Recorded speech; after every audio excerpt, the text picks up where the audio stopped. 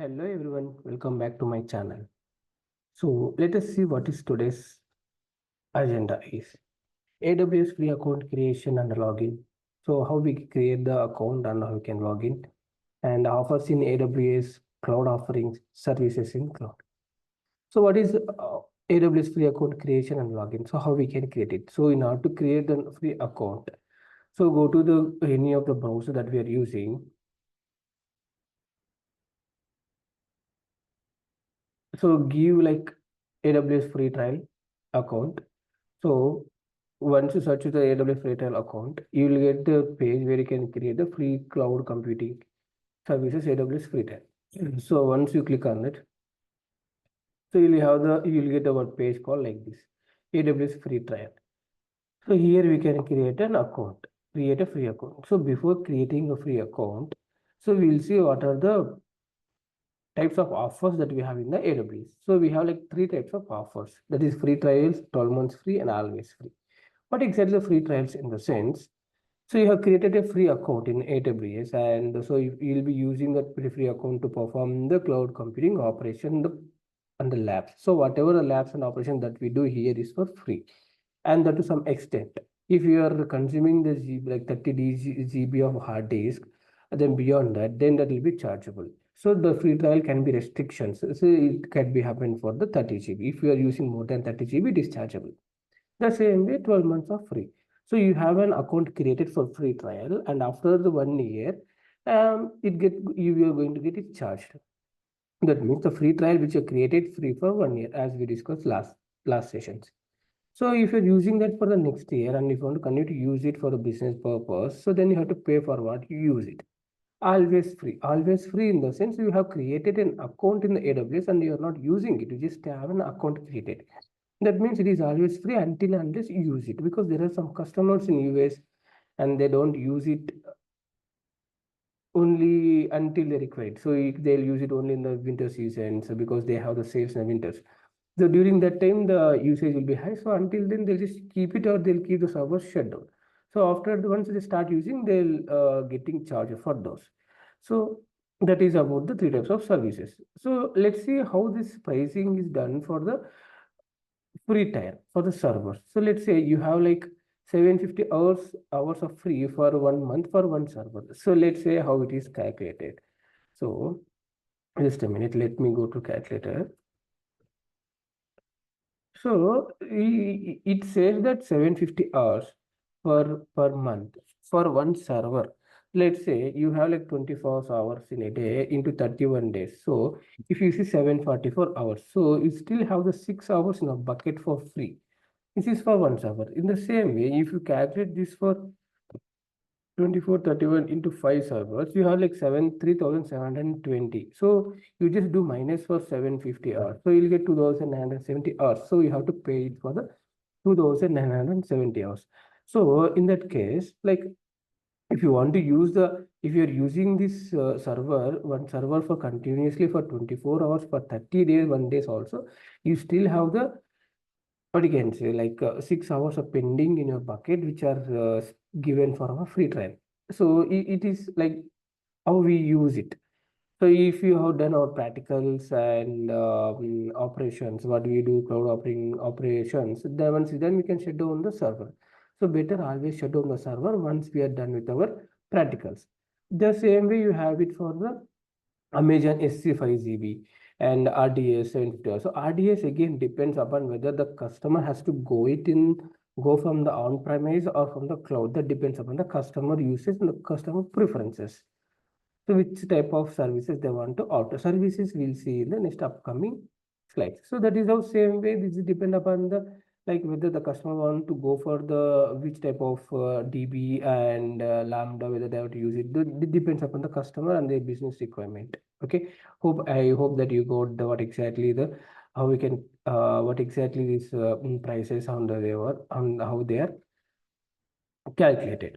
So the next thing is like once you start creating, once you click on the create and free account, you will get an option like, so here this is the page you will get it, root user and IAM user. So the root user is the one you have provided the email ID to create an user. Okay.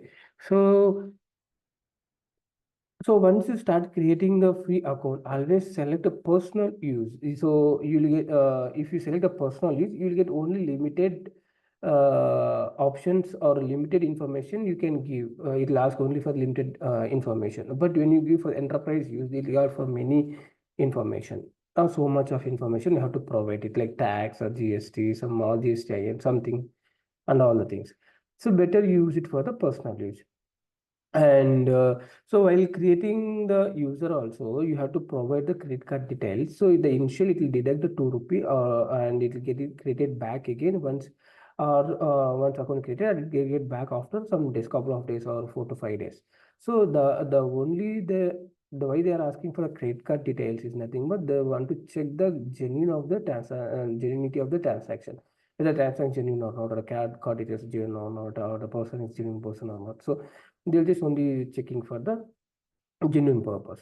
So once the account is created, so you have to log into the console. That is like you come to the same way, you go to the free trial account, click on it, and you'll get the option to sign into the console. Once you click on the sign in console, this is the page you'll get it. So use as a root user and IAM user. The root user is the one where you have given the email ID while creating the user. So that user is you required for the cloud computing operation to perform the cloud computing operations. IAM user is used when you are doing some security, the firewall things that we will see it when you are working on the firewall thing. So you give your user ID that you have created as a root user and give it in the next way you'll get the password, then create the give the password. Then once you log in, you'll get this is the page where you see the Amazon management console where you can perform all the cloud operations. So here, this is the search bar where you can search for any of the services in the cloud. So this is the way you can give for the EC2 is a like instance creation. That is a server creation. So if this will take the screen where you can create the instance. So that's nothing but the server. So launch an instance. So click on launch an instance. So here you need to give the server name. Okay. What is the name of the server? And here you select the OS that you wanted for the server. Like we have the AWS, Ubuntu, Windows, Red Hat, SUSE Linux, Debra. So many OS that we have it. Debian. Okay. So these are the servers you can select it as per the requirement. And here we have like retail, we always go to T2.micro. In some cases, we go for other servers as well that we'll see. But as of now, we go for the T2.micro only. So it is comes under free trial eligible. So key pair login, and you have to give the key pair login name for the key pair and create the new key pair and network and configure storage, advanced option. These things we'll see it once we get into the practical. So this is so here the main intention is here you can search it for any of the service you want to use. So the same way you can search it for RDS. That is a creation of if you want to create any RDS, then you can create it here. Search for the RDS and again VPC. This is how you can search it, and S3 is for storage. So this is how you can search it. This is similar to the like search bar. I hope you are clear on this. So the next thing is, so we have now checked upon AWS free account creation and login and offers in AWS. What are the cloud offerings? So cloud offerings, we have like 3 offers in the cloud: public, private, and the hybrid. What exactly the public? Public in the sense AWS.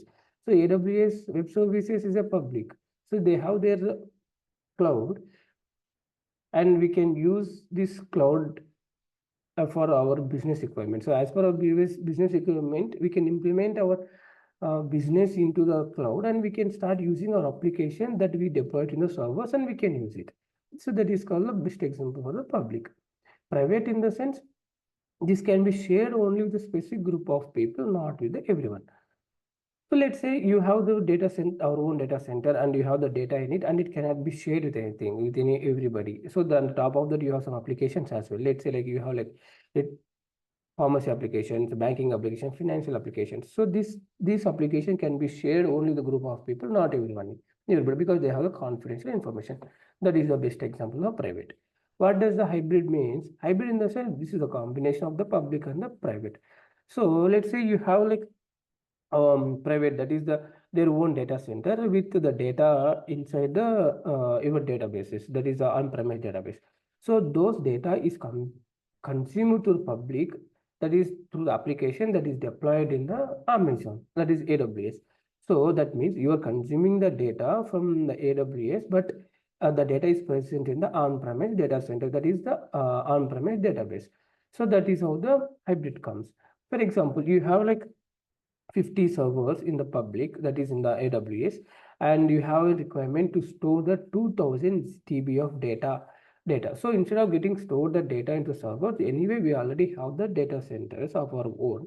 So what we do, we store the data into the data centers, that is the own on-premise data centers. Then you start using or consuming the data to the public, that is the AWS application, or the application that is installed in or deployed in the AWS.